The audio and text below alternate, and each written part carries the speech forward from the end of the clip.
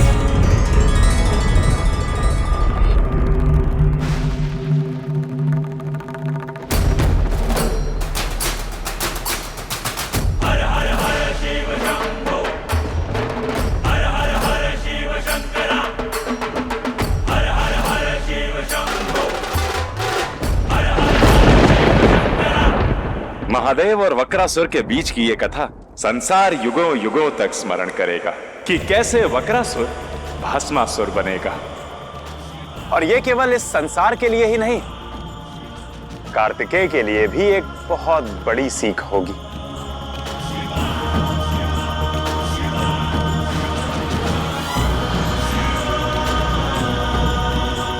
मैं कुछ समझी नहीं नारायण। किंतु मैं कुछ समझ पा रहा हूं देवी।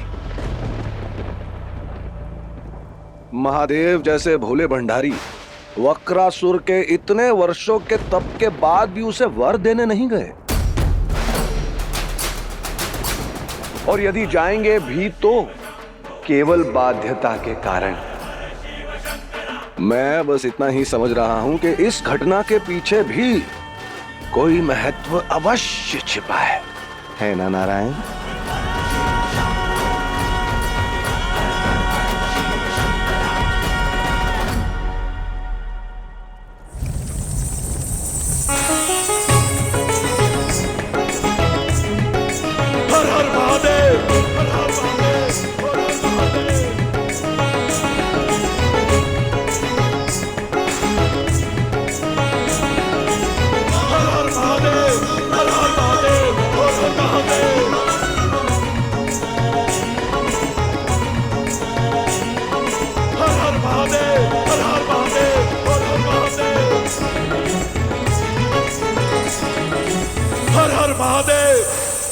देवी पार्वती, मुझे वक्रासुर को वर देने जाना होगा।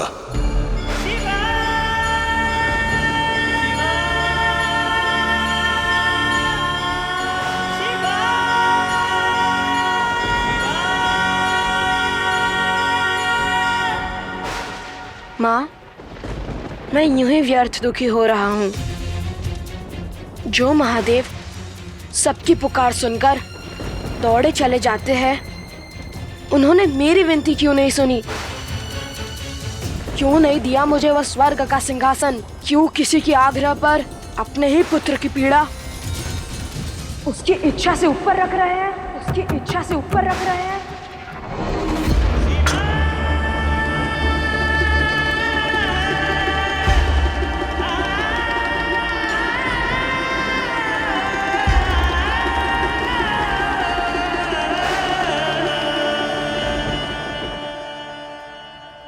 बड़े ही विचित्र प्रश्न का पाश फेंक दिया है कार्तिकेय ने।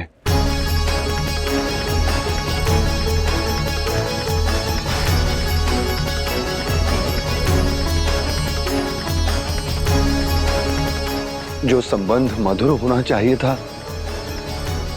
वो तो दिन प्रतिदिन कड़वाहट से भरता जा रहा है प्रभु।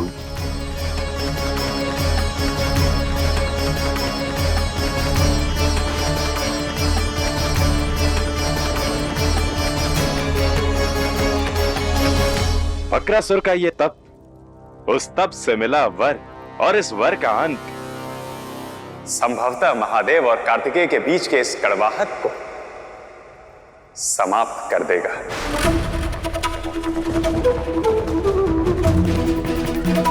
किंतु ऐसा क्या वर मांगने वाला है वक्रासुर? उसके लिए आपको महादेव और वक्रासुर की यह कथा देखनी होगी देवी।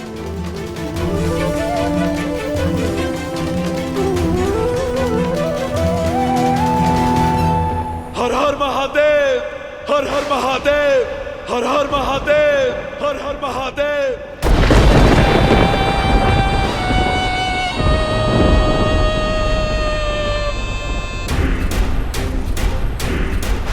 महादेव, मेरे 11 बार हर हर महादेव बोलने के पश्चात भी आप नहीं आए। इसका अर्थ हुआ कि आप मुझे वर ही नहीं देना चाहते। आप मेरे तप से प्रसन्न नहीं है महादेव, किंतु मैं भी वक्रासुर हूं और मैं सदैव अपना वचन पूर्ण करता हूं। मैं आज इसी क्षण इस कुंड में अपने प्राण त्याग दूंगा महादेव, प्राण त्याग दूंगा महादेव, प्राण त्याग दूंगा महादेव।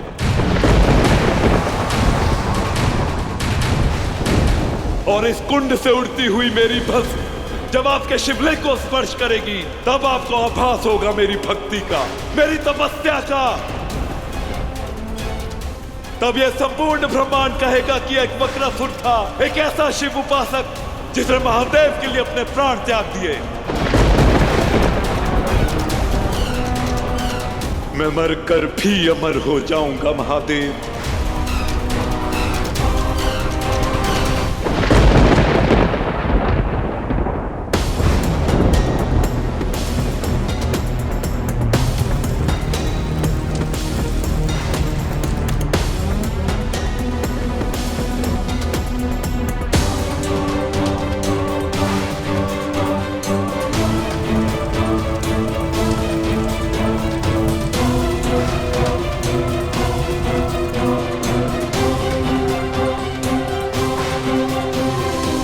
हर हर महादेव।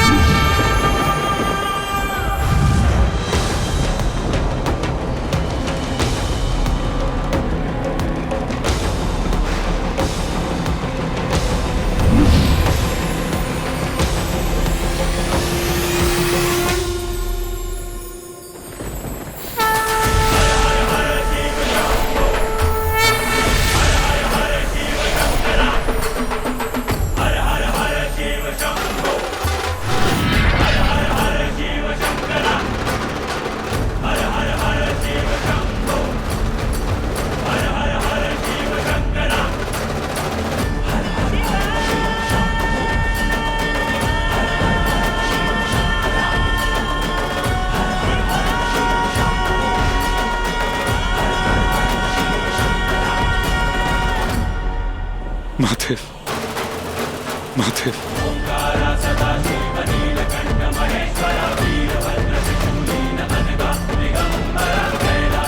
महादेव,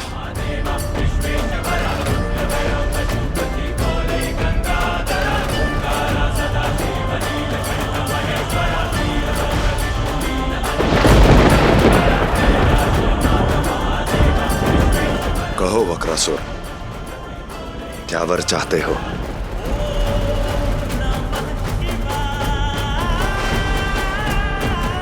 महादेव, मैंने इस संसार में सबसे अधिक तपस्या की है आपकी।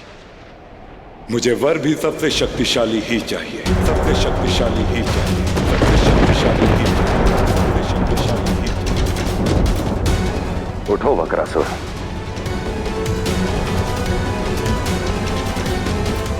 मांगो, क्या वर चाहते हो? महादेव, मैं सर्वशक्तिशाली बनना चाहता हूं, किंतु ये तभी संभव है जब मैं अमर हो जाऊं। मुझे अमरत्व का वरदान दीजिए महादेव, अमरत्व का वरदान दीजिए महादेव, अमरत्व का वरदान दीजिए महादेव, अमरत्व का वरदान दीजिए महादेव।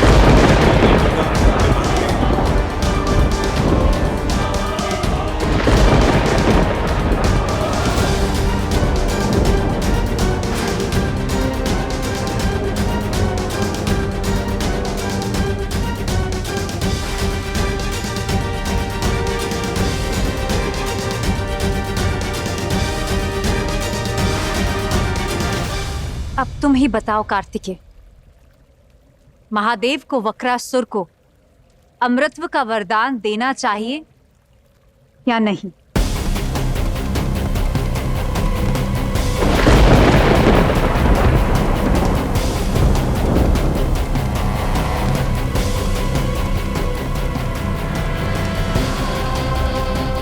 चलो मेरे साथ।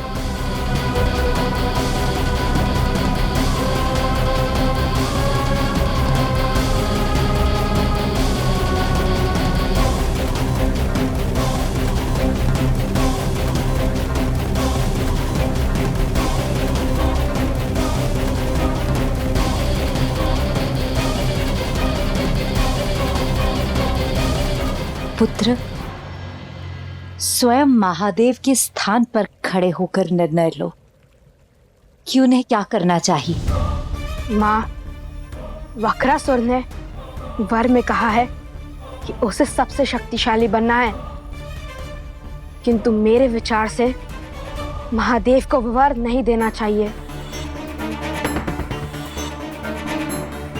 परंतु शक्ति का मोह तो तुम्हें भी था, इंद्रासन पाने का लोभ तो तुम्हारे मन में भी था पुत्र।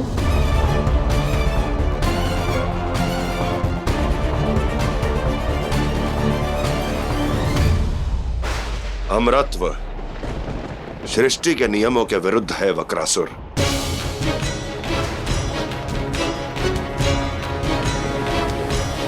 तुम उसके अतिरिक्त कुछ और मांग लो।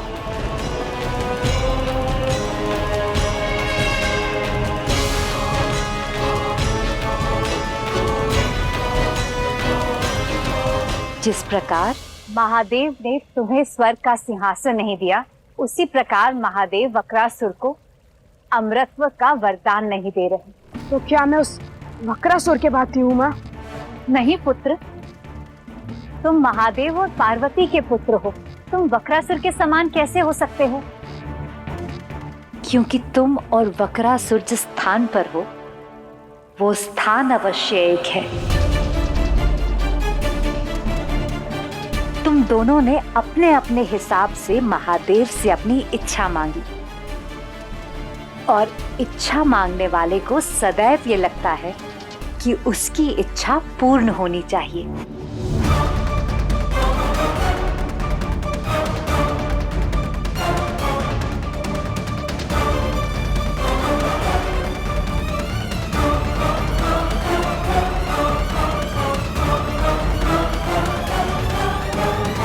पुत्र, इसीलिए मैंने तुम्हारा स्थान बदलकर तुम्हें महादेव के स्थान पर खड़ा किया, ताकि तुम महादेव के स्थान पर खड़े होकर महादेव को, उनके निर्णय को और उनके उद्देश्य को समझ पाओ।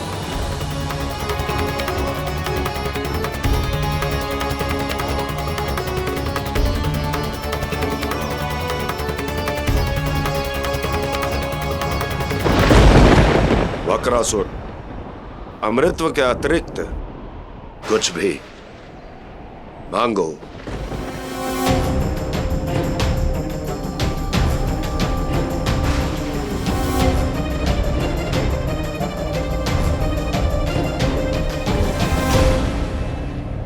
महादेव, तो मुझे ऐसा वर दीजिए कि मैं जिसके भी सिर पर हाथ रखूं वो भस्म हो जाए, वो भस्म हो जाए।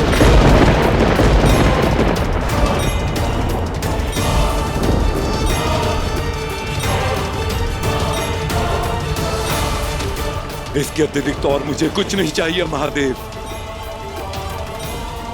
और यदि आप ये वर भी न दे पाए तो मैं अपने प्राणों की आहुति दे दूंगा महादेव।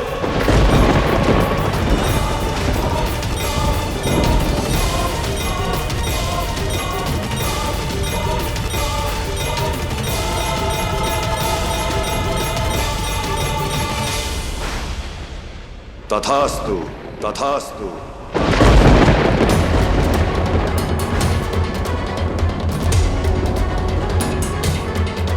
महादेव।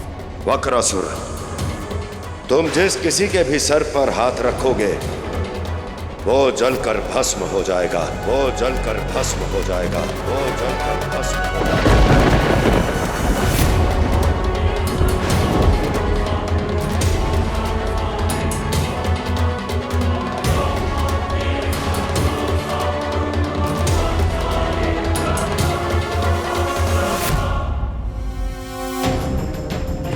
माँ, महादेव ने ये उचित नहीं किया।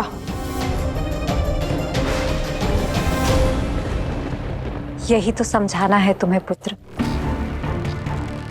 जब कोई इतनी हट करे, इतने अधिकार से अपने सुकर्मों के फल स्वरूप कोई वरदान मांगे, महादेव को विवश करे, तो उन्हें वो वर देना पड़ता है।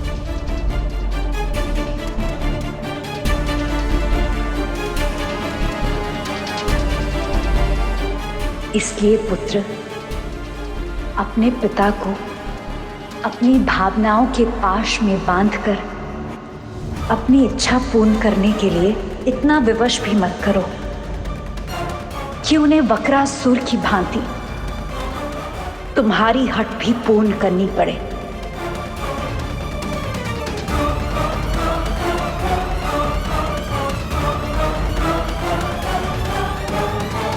अब समझी मैं आपकी बात। वक्रासुर की यह हट महादेव और कार्तिकेय के बीच की उलझन को अवश्य सुलझाएगी। किंतु नारायण, आप ही ने कहा था कि वक्रासुर के वर के साथ ही उसका अंत जुड़ा है। इस रहस्य का भेद बताइए ना प्रभु। समय से पहले नियति के घटनाक्रम जानने की उत्सुकता स्वाभाविक है, किंतु इस रहस्य का भेद समय को ही खोलने दीजिए।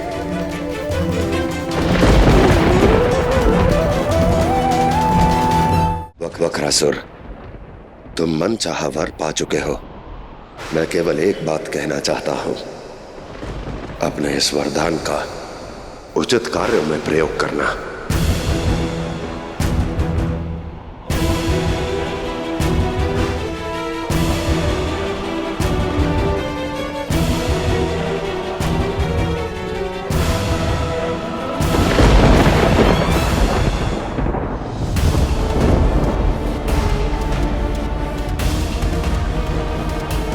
क्या महादेव का दिया हुआ ये वर सार्थक सिद्ध होगा भी या नहीं, किंतु यहां तो कोई है भी नहीं।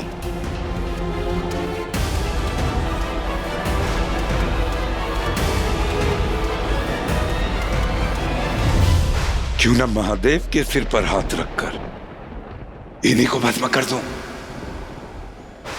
फिर पार्वती से विवाह करूंगा मैं।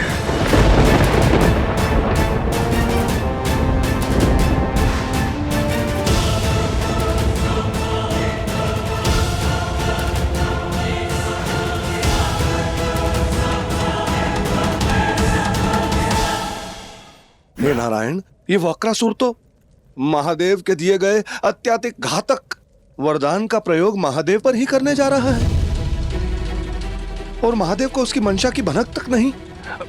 अब क्या होगा प्रभु?